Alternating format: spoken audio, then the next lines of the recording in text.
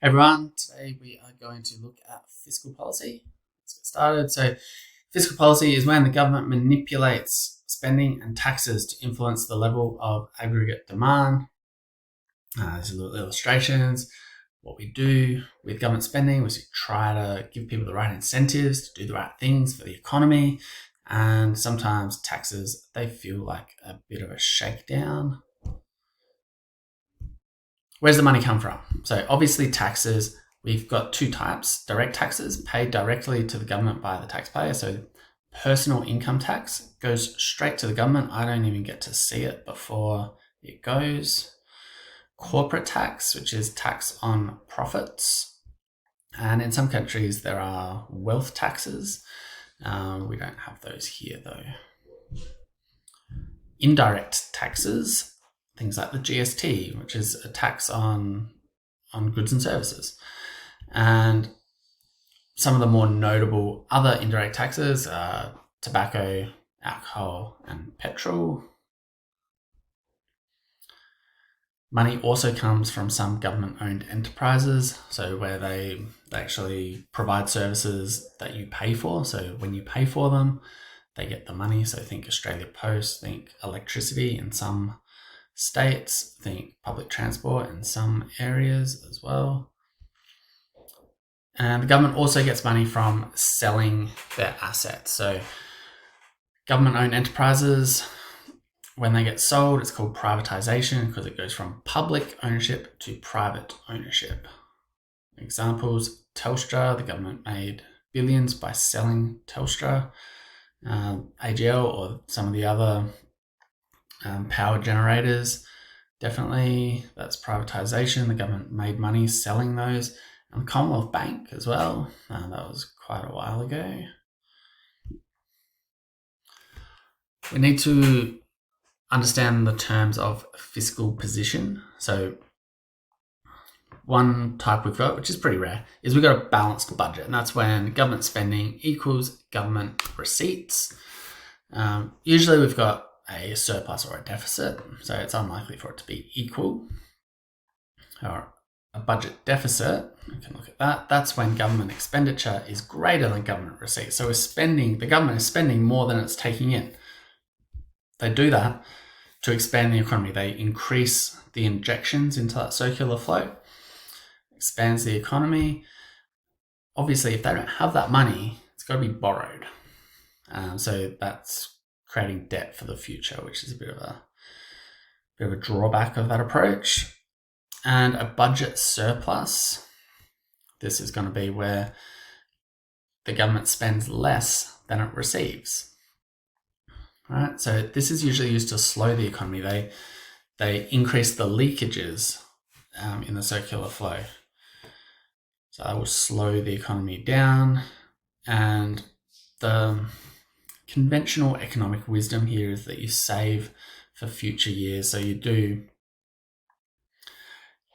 a budget surplus when the economy is going really strongly, and you sort of bank all those savings, and then you can use them to help expand the economy when that's needed. Now, the way these are usually shown, these fiscal positions, is as the budget balance as a percent of GDP. Right? We say it as a percent of GDP because this shows the sustainability of these deficits. If we just use the billions and hundreds of billions of dollars, it always looks scary. Whereas having this in sort of easier to understand terms is much more useful than just big scary numbers. So that's the way we do it. And for the past 40 years, this is pretty much just a chart of my lifetime somehow. We have run mostly budget deficits, probably 3 out of 4. And actually it doesn't have most current one, which is a surplus, but that's okay. Mostly deficits, especially you can see what's happened in the COVID years. They had to spend a ton of money to keep the economy going. Okay, how do they actually shift aggregate demand? We said they use spending and taxes to do this. So they can increase spending, that increases the G component of aggregate demand, right? That's straightforward. If they reduce government spending, that decreases the G component of aggregate demand. How do they do the C? Well, they do that with transfer payments. So remember, transfer payments, like Centrelink payments, they are not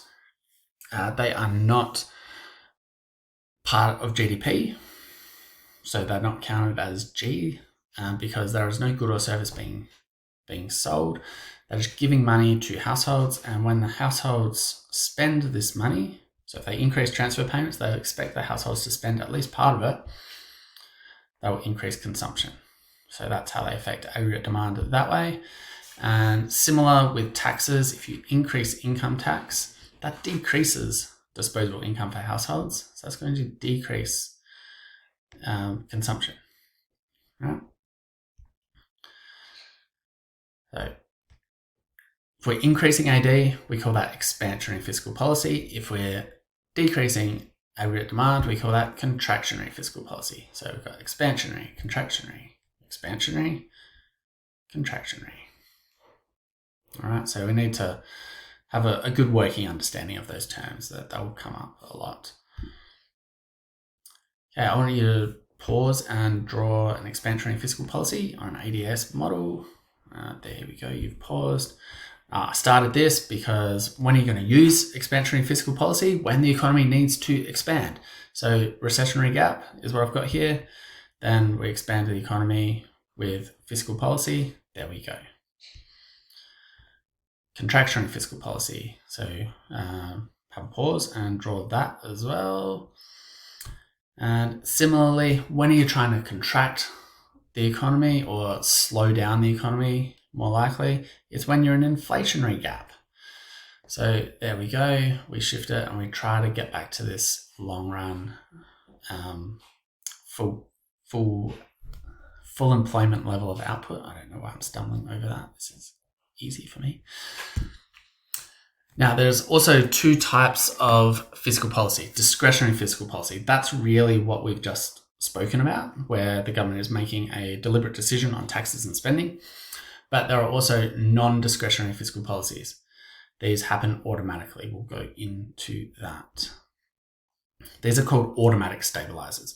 So factors that automatically, without any action by government authorities, they stabilize the economy by reducing the short-term fluctuations of the business cycle. So they're policies that have been put in place by the government, but in the past, so that they happen automatically now. One example of those, unemployment benefits. So we have a fall in aggregate demand, we go through a downturn or a recession, we have a fall in production, less real GDP, less employment, and therefore less consumption, right? Unemployed people buy less things, right? So what happens? We have an automatic stabilizer in the form of unemployment benefits. So as unemployment rises, so do unemployment benefits. And this lessens the impact of the decrease in consumption, because instead of their household's income going to zero, it goes to whatever the job seeker amount is, which is more than zero. It's not a lot, but it's more than zero. So they can still ideally meet their basic needs. So what does this look like on an ADS diagram? Let's have a look. Economy's going bad. AD shifts to the left. All these people losing their jobs. They're going to stop buying things. Then unemployment benefits kick in.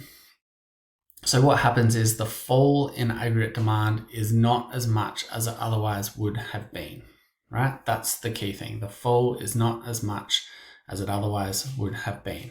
So it smooths out. We don't have that deep drop in the business cycle. We have like maybe a smoother falling off. Okay, the other one is progressive income taxes. So as we go through a boom, aggregate demand is rising, people are making more money, and they're also paying more tax. So the government is increasing its leakage, its tax leakage in the circular flow, right? That slows down the economy. It lessens that impact of the increase in income. So let's have a look at this as well. Oh, it just disappeared. Okay, so boom times where we're beyond potential output, so we're booming here. Now that's going to be a bit of trouble for inflation, so that's why I've got this automatic stabilizer in place of income tax. So the increase in aggregate demand is less than it would otherwise be, right? It's less than it would otherwise be. So it's a smoother increase in the business cycle. That's what we want. Looking at the goals of fiscal policy, we want to reduce business cycle fluctuations and promote a stable economic environment. Let's see how that works. This is what a business cycle could look like. One of our squiggles goes up, down, up, down.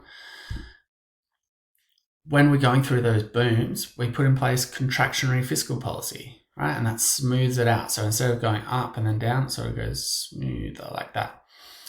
And we can see that in both cases there. And same thing when we go through those recessions or troughs, we use expansionary fiscal policy, and that smooths it out. So if you look at the red line, it's much more smooth than the blue line. So that's what we're trying to do with fiscal policy. It's about managing those short-term fluctuations. Let's look at some strengths of fiscal policy. It can be targeted. So you can target specific sectors. So you can throw money at childcare because childcare can be really important. You can throw money at the car industry, which is definitely what we used to do, rather than just affecting the economy in general. You can target specific sectors. It can be temporary. There's absolutely no obligation for the policy to be ongoing. So that's a strength. It can be withdrawn where it needs. And it can be timely. Not always, but it can be. Often tax and spending changes can be implemented pretty quickly. And there is a direct effect on AD mostly when we do these policies. So changes in government spending will change AD. Of course, taxes will be a little bit less direct. If you decrease people's taxes, they don't have to spend the extra money. Okay, some weaknesses, time lags. You got to find the problem. You got to find a solution. You got to implement the solution. That takes time, right? Some solutions are quicker than others. So, for example, infrastructure. That takes a lot of planning before you can start spending the big money, right? Versus a cash giveaway. So, one of the first policies they did at the start of COVID was to give money to people who were on government benefits, because they thought these people, they're going to spend the money if we give it to them. So that'll really help stimulate the economy, because that's a very easy thing to do. It's very quick. Political pressures. Sometimes fiscal policy is done for political reasons. It should not be, but it is. So there's been a few scandals from the past coalition government where they gave grants to sports clubs based on which electorate they were in and how likely they were to win that electorate. They paid for car parks for similar reasons. And a very common one that both sides will often do is they'll give tax cuts before an election because people like tax cuts. Big news. A weakness of fiscal policy is that it struggles to deal with supply side problems. So if we get this supply shock, shifting SRS to the left, it's hard to deal with aggregate demand. So let's have a look at what we could do. We could say, well, we need to increase growth and decrease unemployment, so let's expand the economy. But look what that does to inflation. That makes it hard, right? That's not good.